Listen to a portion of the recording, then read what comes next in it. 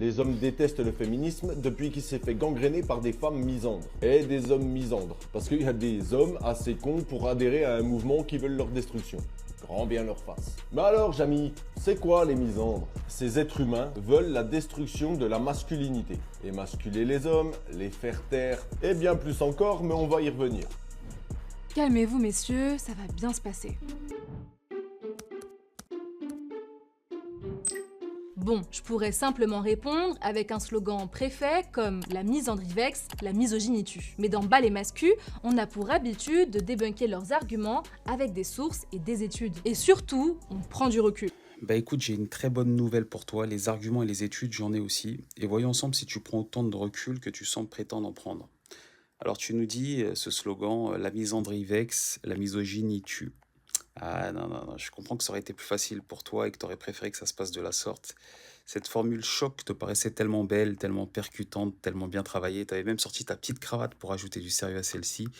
Tu t'étais dit qu'elle ne pouvait avoir que du succès, mais malheureusement, c'était sans compter sur Romain, qui revient pour remettre les pendules à l'heure aux personnes méprisantes comme toi, sous couvert de sérieux.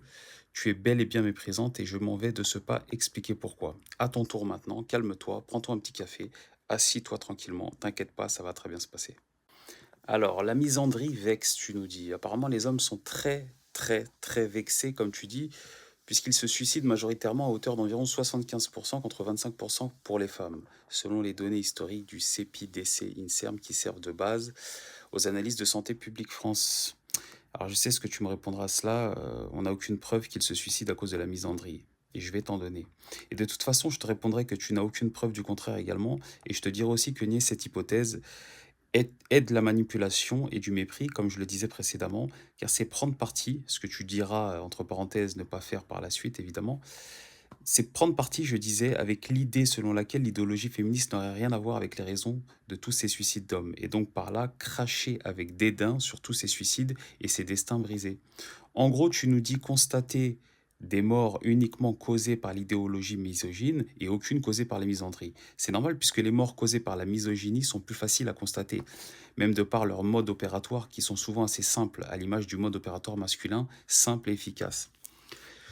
Je ne peux plus vivre dans cet état, peu importe ce qu'il m'en coûte, j'en veux à cette femme, je la supprime. Tandis que la misandrie est beaucoup plus subtile, beaucoup plus sournoise, beaucoup plus pernicieuse, manipulatrice, à l'image du but de ta vidéo dont je vais recenser toutes les tentatives de manipulation.